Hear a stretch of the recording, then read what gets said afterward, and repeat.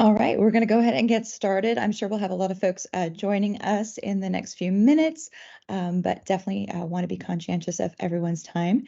Thank you so much for joining us today for our next installment of our Lunch and Learn series. We are very grateful today to have with us Eric Maloney. He serves as the fire chief for the City of Kerrville and has been in that position since November of 2020. Started his career with the Kerrville Fire Department in 1997. He serves as the Joint Incident Commander for the City of Kerrville Emergency Operations Center, along with Police Chief Chris McCall. He earned his master's degree in public administration with a concentration in disaster and emergency management from Sam Houston State University. And today he is going to provide us with an overview on what their emergency management planning process is looking like for the total eclipse. And I can think of no one better skilled and better informed and better educated to do that. So thank you so much for being here with us, Eric, and I will turn things over to you. Great. Thank you for having me today. Today I want to talk a little bit from an emergency management standpoint from the City of Kerrville and what we have done to try to anticipate the total eclipse coming up in April. So this will be a solar eclipse emergency management planning presentation. And quick disclaimer on this is that not all emergency management planning information will be made public during this presentation to ensure the operational security. So I'll give you a bit of an overview. And what we've done kind of before I started with this is that we really looked at the response mode and we said, okay, so if we're going to have an influx of individuals in our community, 2 to 3 times the population increase, and we're in Kerrville, so that's 60 miles northwest of San Antonio, and that's a lot for us. We're a community of 25, we're a county of 50, and so if we have a county of 53 times, that's 150, and Kerrville is the hub. So that's where people are coming for food and for a lot of other activities that are going to be going on, and that's not what our community is designed on. So that's not what our grocery stores are, our fuel, all these other things that we have. So what we did is we kind of said, let's take a look back at what happened in 2017 with the total eclipse, and then let's take a look forward about what we can do for our community in the response mode to mitigate those things that we see up, and I'll explain that in a second. So in general, we all know this, 2 to 3 times population increase for those within the total eclipse. Once in a lifetime opportunity is a bucket list one, and last seen in the US in 2017, it won't be visible again in the contiguous US until 2045. So we looked at 2017, and I think it was real important to kind of see what they learned. They haven't had one prior to that, really, with the way emergency management is designed. That is the first one that they've actually had to look at. So we looked at the Natrona County, Wyoming, Carbondale, Illinois. We had an Idaho community planning white paper, Oregon emergency management, Asper Tracy resources for healthcare emergency preparedness, and then some of the traffic impacts and studies. So what do we know? So we looked at Natrona County, that had a county population of 76,000, city of Casper at 57. They estimated that 1.2 million visitors to the state of Wyoming. That typically has 580,000 citizens. Traffic increased on Monday, 1 week prior. Traffic records were broken on roadways. As the time of totality came closer, drivers began to pull off the side of the road on interstates and highway, and travel times increased 3 to 4 times. Other after action reviews that we looked at was Carbondale, Illinois. They have a very extensive Q&A program for public information that we're working on to release ourselves. The Idaho community planning white paper had great information on permits for a city and other sample forms to be able to use. We looked at the Oregon emergency management. They focus on the 32 FEMA core capabilities with strengths and improvements for the future. So that was really beneficial. The Health and Human Services Asper Tracy resources, we're working on that with our Peterson Regional Medical Center. That's our local hospital, our regional hospital here, and they have extensive resources for healthcare emergency preparedness. And then we really started looking at those traffic impact articles and studies. We discussed the traffic and parking issues across multiple states during the 2017 total eclipse, and that is one that obviously is really kind of a focus on what we're looking at. So we have 3 teams that we have. We have a city event planning team. Our city event planning team has 3 subcommittees focused on community education, event volunteers, tourism marketing. That's our Parks and Rec Director, Ashley Boyle, Our CVB CEO, Julie Davis, and some local businesses are involved with that. We have a city emergency management planning team. This is a city-led committee by Police Chief Chris McCall, Deputy Police Chief, misspelled there, Gerald Haley, Fire Chief Eric Maloney, Deputy Chief Stephen Boyd, and Emergency Management Coordinator for the city, Jeremy Hughes. This committee was established to focus on emergency management and the 7 FEMA community lifelines, which I'm going to talk a little bit about in a second. We have multiple meetings every month and complete the action items before the next main meeting. We also have a city-county joint emergency management planning meeting. These are monthly meetings that we have. Our next one's this week. And this is a joint city-county led by Emergency Management Coordinator Jeremy Hughes and Kirk County Emergency Management Coordinator Dub Thomas. Monthly meetings focused on the joint FEMA community lifelines, where we're at, and report out on our shared response information. Multiple public and private partners attend this meeting based on the agenda. And we started partnering with our community and regional stakeholders. I'm not going to read through these, but you can see there's a lot of opportunities to get involved. And really what we learned getting into the community lifelines, I'll talk a little more, is that in your organization or in your community, there are experts, there are technical experts. And myself and Chief McCall were always surprised we had some of these meetings of what they know or who they know and be able to bring that to the table. So Current 911, National Weather Service has been in our meetings, City of Ingram, TxDOT, Peterson Regional, some of our clinics, Civil Air Patrol, Kerrville Public Utility Board, that's our power, First United Methodist Church, and a lot of other agencies are involved. These do not come to every meeting. So there are technical experts for this, and they show up in the meetings that the agenda is based on. As you all probably know, if you have a meeting and you have a lot of people in the room, you can run down a rabbit hole real quick, and we just kind of circle, and we never really get anything accomplished. And so these meetings are tight, they're 1 hour, and they are focus driven on the task at hand. So the emergency management planning phase, what we looked at was our 5 mission areas, of course, prevention, protection, mitigation, response, and recovery. And then we're working to support the 32 FEMA core capabilities and the 7 community lifelines, what I'm going to talk about today. Community lifelines are strategically planned to build on each other. Each community lifeline has 3 to 4 objectives per each. Each objective has 4 to 5 action items that's divvied up. I'll explain that in a second. And each lifeline meeting involves a technical expert. These are not roundtable discussions, but these are work groups focused on a single objective. So what's our community lifelines? So we want to support response planning and operations to support the community in recovery and mitigation of the basic needs.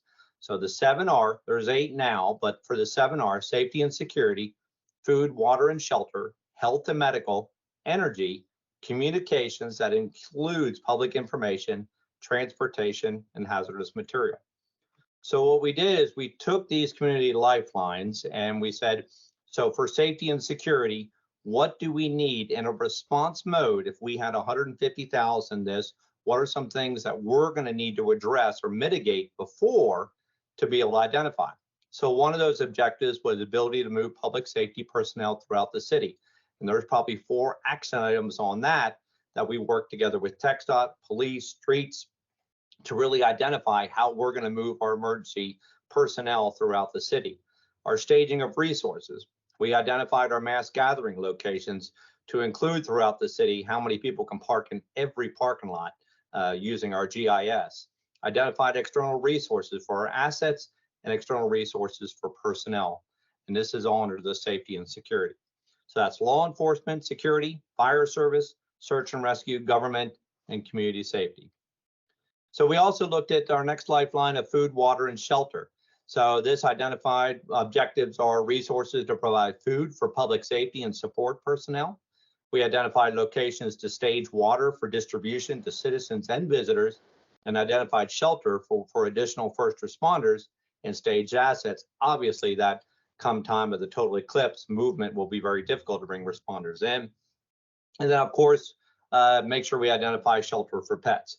Doesn't mean we're going to need it, but it's one of those that you want to plan ahead for that, and makes it a whole lot easier when you all of a sudden somebody asks you to figure it out. Community lifelines, health and medical, big one. We've been working with Peterson. So medical care, public health, patient movement, and the medical supply chain. We looked at identified opportunities to decompress the Peterson Regional Medical Center Emergency Department. We identified additional medical stations and staging areas throughout the county city is where we're going to have 4 of those. Identified additional EMS and medical station support for our community, and we procured additional medical supplies to support those medical stations and EMS during the operational period. We looked at energy, so we talked with our local KPUB, Kerrville Public Utility Board, Central Texas Electric, Mandera Electric, all those are here. We looked at our power grid and fuel. We identified additional fuel resources for citizens and visitors by letting those know of the potential impact, because as you all probably remember before, if you were anywhere north of San Antonio, I think when Harvey hit, we were running real short on fuel that we shouldn't have been, but people got in that panic stage. So we really kind of worked on that. And we identified a secured fuel resource for public safety. We saw that during the winter storms, and we learned from that that we also need something for public safety to be reliable. We looked at transportation. So this is highway, roadway, motor vehicle, mass transit, aviation, rail, if you have it. So we identified streets for contraflow and egress to I-10. As I said, we're going to help everyone come in and enjoy the Eclipse in Kerrville, but I'm also going to help you get out of Kerrville too. So we really looked at those egress opportunities. Identified resources to close roads.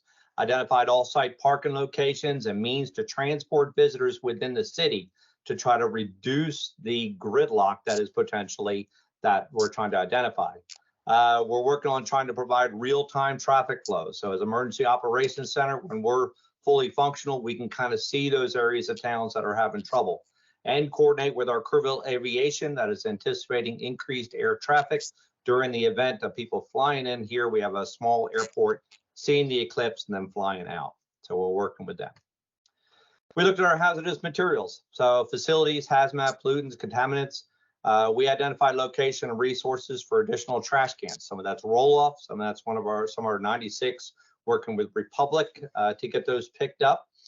Coordinate trash pickup vendors for additional service runs for our businesses, try to get those, and also let them know Monday will not be a good day to pick up trash, but maybe we need to get some extra over the weekend for that. Identify resources for post-event debris management. Unfortunately, visitors are coming and people are who they are.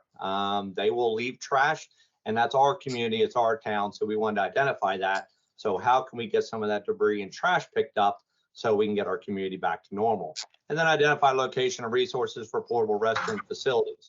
Obviously, with people parking and going to these mass parking areas, so what are some opportunities we can have to have portable restrooms? Because once again, that's a mitigation action that you need to identify, or else individuals will deal with that on their own, I guess. Communication, so infrastructure, responder communication, alert warnings and message, finance, 911, dispatch. So we identified opportunities to support cellular, broadband, and Wi-Fi systems. Took a real good look at that. We've talked with AT&T. We've talked with some of the people that actually do the backhaul to those. We have identified additional public safety communication resources. Obviously, for us, we're on the 700 trunk system, so we're making sure we have that system as robust as possible and be able to use across the city. We identified location and means for citizens and visitors to contact 911. If the system goes down or is the cellular system is not working, how are they going to call 911? We probably all have dealt with something like this in the past when you get those fiber cuts and you've managed this in the past. Once again, I think that's an opportunity to look back and go, what's going to work for us? We're going to be using on that one some of our fire stations and have somebody there, not a fireman, somebody there that can get in touch with 911. We're going to expand our LCRA, that's our radio system, to all city departments. So we're going to not rely on the cellular service, but we're going to rely on our system, our infrastructure that's in place that we know cannot be jammed with cellular, that is reliable for us and something that we can use across the city. Public information, I kind of split this one up because it's a little different with the solar eclipse. Otherwise, it would be in communication. We're going to provide community education and planning and preparedness for the solar eclipse. We're doing a coordinated PIO messaging. That is key. If you're working with other agencies, whether it be county, hospital, whatever it is, KPUB, energy, has to be a coordinated PIO message. You cannot have mixed message with the community, And those messaging has to be timely. You cannot release information now about road closures. People want to know it, but they don't really want to know it. So they need to know it a week before is when they need to know that. I think that was actually brought up in one of our previous ones. We talked with somebody about messaging for that. So coordinated PIO messaging, releasing at times that are specific or necessary for the public to know. Provide community education for contact and public safety. We're going to have a pretty wide campaign for that. And so people know if Mrs. Jones needs to call 911 and she only has a cellular service, but her neighbor has a landline, that's an opportunity there. So what are some of those opportunities, and really start thinking outside the box for that to really make sure for us, my charge is for the safety and security of the citizens in Kerrville and Kerr County. And how do I take care of Mrs. Jones? Because she's the one that we need to get to as emergency responders, provide for her, make sure she understands about the basic needs during this operational period. So what's the next step? We gathered information from October 14th. That went as planned. We saw a small increase, as I think the experts on here have told us, and that's what we saw in our community. We're going to start providing public education information and FAQ sheet. That's going to come out in December. We're using a lot of what Carbondale had. They had some great information on there, and you can kind of wordsmith that to your community. Continue to plan the details for each community lifeline. So we're about 90% complete. Now we have 10% probably in each lifeline to kind of fine tune some of those meetings and those discussions. We have medical stations, for instance. Now we need to talk about who's going to be staffing those. What are they going to be doing out there? Engage additional stakeholders, focus meetings with those technical experts, tabletop exercises in January. We're going to start to test it a little bit more. We're working on developing an incident action plan in February and develop emergency response for contingencies, and obviously always working for identify grant and funding sources.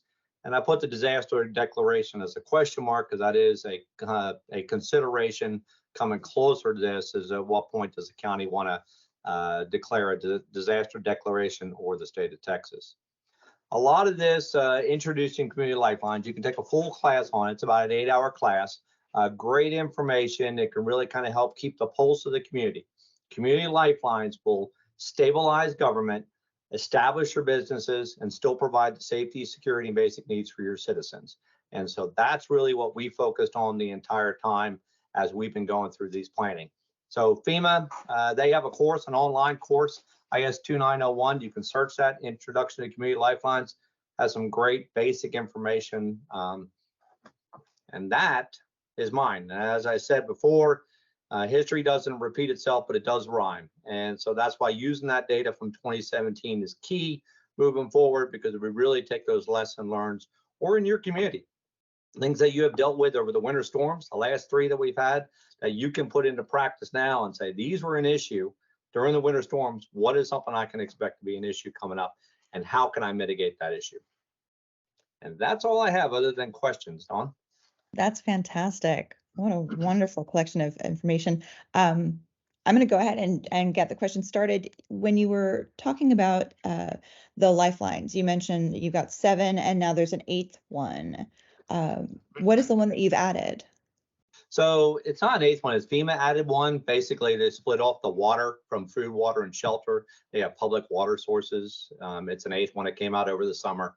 I didn't separate that on this one, so I kept food, water, and shelter together, because really what we're looking at for here, during an emergency or disaster, obviously public water is key. You need to make sure you establish that, that you have that taken care of for your community. In this case, we're looking for water, more for potable water.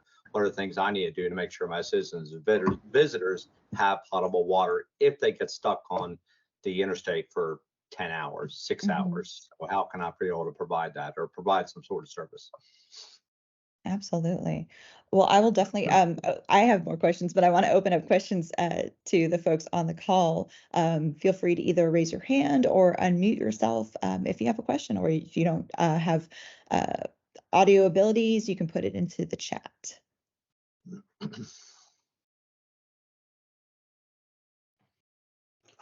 Go ahead, Gina. That went by really fast, but was loaded with incredibly good information. So I have a couple questions. I noticed it somewhere along the way. It said someone was recording. Wondered if we could get a recording, if we can get the slides, and if we can get the also the data that was reviewed from. And there may Mhm. be that are in our different groups that have already gotten those. But if it's not a lot of trouble, just I would want to make sure that we have that the same thing. Absolutely. We do record all these sessions. I'm working on getting a couple from the past months uploaded, but they will be loaded to the Eclipse portal. And I'll also try to get information. For instance, I'll see if I can pull a link for you all to the Community Lifelines program. And then we do have some of the documents that Eric mentioned, like from the state of Ohio, or sorry, the state of Idaho, Carbondale, and we're adding more content, and we'll also review that as well and see if it's relevant to put on the Eclipse portal too. Okay. And he mentioned so many different ones. If there was anything else he really found helpful that y'all don't already have, is that possible? We will add those, absolutely. Okay, thank you. That's all from me. Thanks. Thanks, Gina. Yeah, I have quite a few. I kind of got the key ones of what we looked at. We reviewed probably about another 5 or 6 more, but these for us for Kerrville worked for us, and they really kind of looked like something that we could kind of implement with our emergency management planning process. Yeah, Carbondale has been a great resource. Those folks there are fantastic, especially because, they were on the path of 2017 and they're on the path again. So a lot of information on lessons learned, things that they might planning to do differently and so forth. Julia, go ahead. Hi, thank you for that presentation. I'm wondering if you have some specific recommendations for those of us who are running events. A lot of this was very infrastructural based for the cities, but for instance, we've got a 200-person event in Driftwood, and we've thought of having 24-hour security and having a first aid tent through that same security company. You gave me the idea that I should check to see if the ranch has a landline. That's a good tip there. What other kinds of tips do you have for those of us running events on private properties? Yeah, so I think for the events, one, the landlines, the first aid station with the ability to communicate with 911 to be able to provide that. So what's that time look? If you look at some of the IAP and developing even that, so we just started doing some of the development of an instant action plan for even events like our holiday parade. It'll really put some things together and make you think of some, if you have an emergency management there, what happens when things go sideways and expands quickly. And so that's the things you really want to kind of look at from an emergency management standpoint. So you're prepared for that and not scrambling to figure out, how do I call 911? Are they aware we have an event with 200 people? What's the response time to Driftwood? I mean, y'all are out there. So what's that response time look like? But the medical first aid and some of those, and then the security with a mobile command, some sort of structure there. That's what the IAP, the instant action plan, really does. So, and some of those may be blank when you fill out the IAP, but some of those, at least you'll go, okay, when I plug in and people show up, here's the role that they're going to play. Got it. Okay, thank you. You're welcome.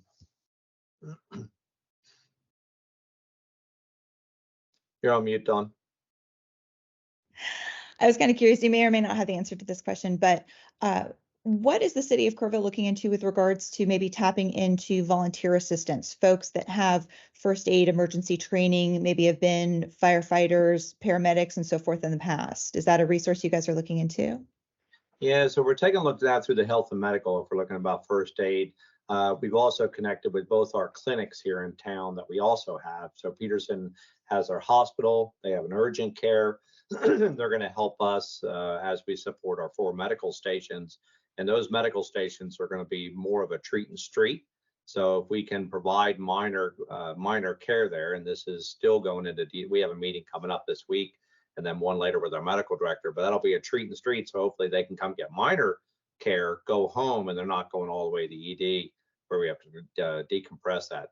We've also worked with our local clinics, one that can provide first aid for it if we need it. and then also one that is willing to provide more care at one of our larger events downtown. And so that helps that, because yes, I'm a limited resource in Kerrville. We're 81 for the fire department, but we're very limited with what resources we have. So utilizing volunteers, making sure they're vetted, but utilizing that is also key. So Excellent. Thank question. you. Go ahead, We Blake. plan to use them, and we plan to use city staff too. So Mhm. we'll be just in time training. We're even suggesting, to folks that they know if their districts are being closed school-wise, consider reaching out to school nurses and teachers that have those certifications. Absolutely. Sorry, go ahead, Blake. Think outside the box with that. So you don't have to take everything on. So. Yeah. Hey, Eric, great presentation. Thank you for taking the time and showing us your slides too. So I'm with Emergency Management in Travis County, and I'm just curious, actually, two questions. One is, so you're with City of Kerrville. Are y'all working with the county EM agency as well? Or I think Kerrville is probably the largest city in the county, correct?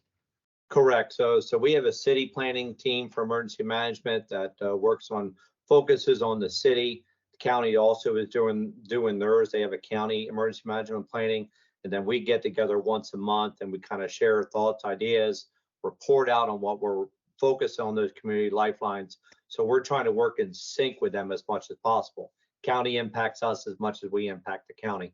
If we're talking about road closures, county has to know.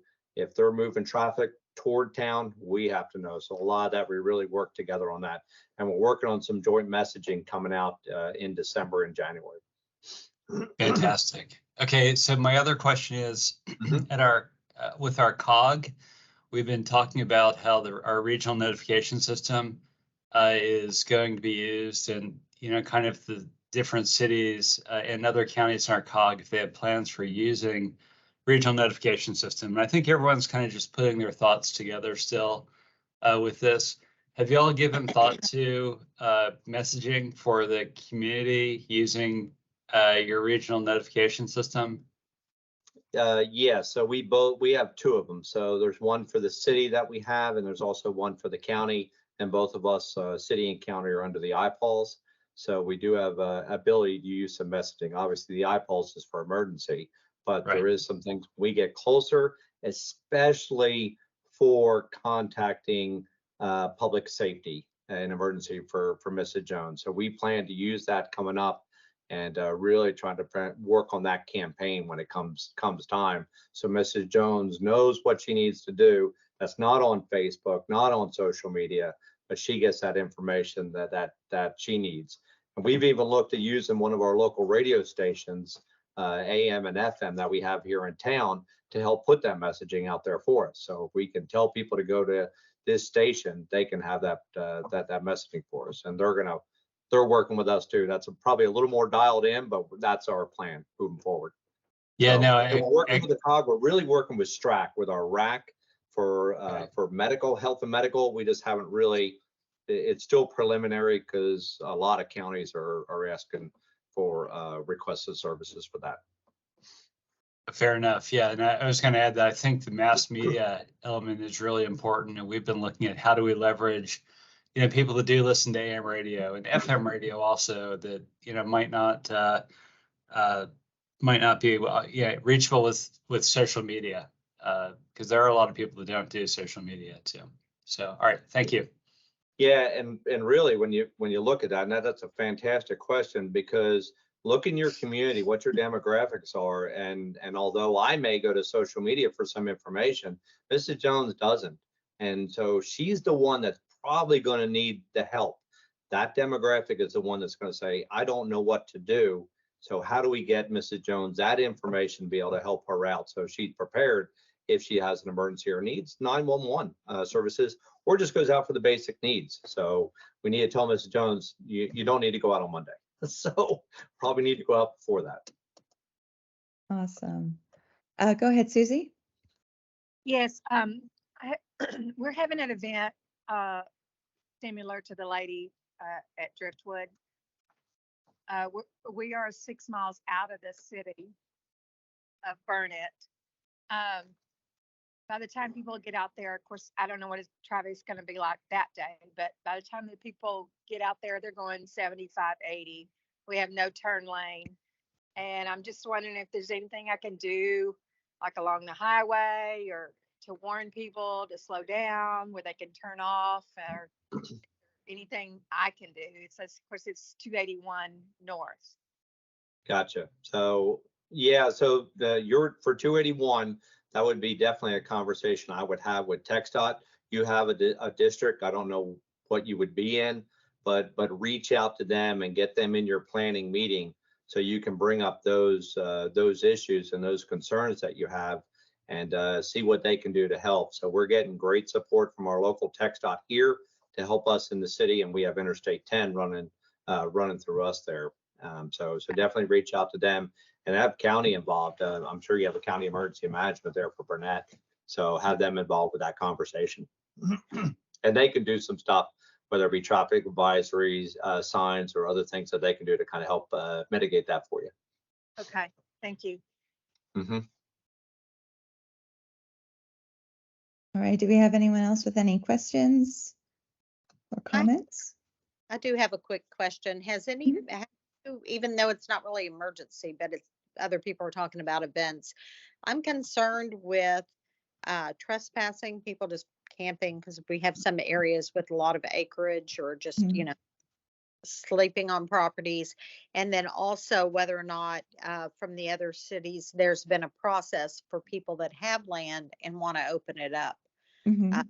So safely, like maybe having the requirements you talked about on the events, like security, different ways to manage that. Any ideas out there? Yeah, That's a great so we haven't question. addressed that directly on there, and some of that is because we're the city of Kerrville, so there's some things that are regulatory, or our chief of police is working on. Carbondale, I think, had some FAQs, and the other one I put up there, they had some great information for ordinances, think that to consider for a local. For the county, I don't know, you'd have to work with the sheriff's office for that. But there was some good information, and I don't have it right in front of me, but it was one of the, let's see, yeah. But it's I can look up Carbondale. Idaho community planning white paper. So they had a lot of permits and other sample forms to really take a look at and kind of give you some ideas. Carbondale had the Q&A, and maybe it'll just get you thinking about, what I need to do, or things, who I need to connect with. But sheriff's office would be the one to talk to for that if y'all are in the county. So Okay. we're actually just wrapping up the finishing touches on a 3-page information sheet that specifically addresses issues that landowners and ranch owners should consider if they're either going to be utilizing their property for parking purposes, for folks to just kind of come in, park, observe the eclipse, or something as large as a event venue. So we're hoping to have that out in the next couple of days. We've just had some folks looking at it, and we're hoping that our December Lunch and Learn, I think it's on the 12th, will be focused on specifically that subject. So addressing folks who own land, who own property, that want to open it up for a multitude of purposes, things they need to take into consideration, safety, security. Do they have livestock? Do they have, equipment, danger aspects? So we're hoping to get that presenter nailed down by the end of this week. But that was a very serendipitous question, Gina. Thank you for helping me out with the foreshadowing for our next presentation. That was you, Dawn, right? Yes. Okay, great. Well, that'll be, I'll look for that. Thank you. Excellent. Anybody else have any other questions, thoughts, things you want to bounce off Eric or the group? Like I said, you can go ahead and put them in the chat. I'm sure thank you. Eric has just put his email address in the chat if anybody wants to ask those offline or at a later date. Yeah, if y'all need anything, I'm glad to share. We can go a little more in depth depending on your role, but we can definitely kind of help y'all out with anything. It's coming, and I'm hoping for clear skies, because if we do all this planning, it's not clear skies, I'm not going to be very happy. So I want clear skies, a great day. It's going to be a great event. There's some planning that we have to do in place to really kind of mitigate that, or kind of close those gaps as much as possible in those community lifelines. Absolutely. I think we're all hoping for just that. Smooth events, no traffic, clear skies. Absolutely. Love it. Well, excellent. Well, I will, as I've said in past meetings, stick around if there are any last minute questions or anything anybody else wants to address, Eclipse related in general. But Eric, thank you so much for being our presenter today, for providing us with all of this information. Yes, it is being recorded, so we will have it available to you because it's a lot of really detailed specifics that I think are going to be pertinent to a lot of folks on this call and a lot of folks on our Hill Country Eclipse team. So thank you so much, Eric, and really appreciate your time. You're welcome.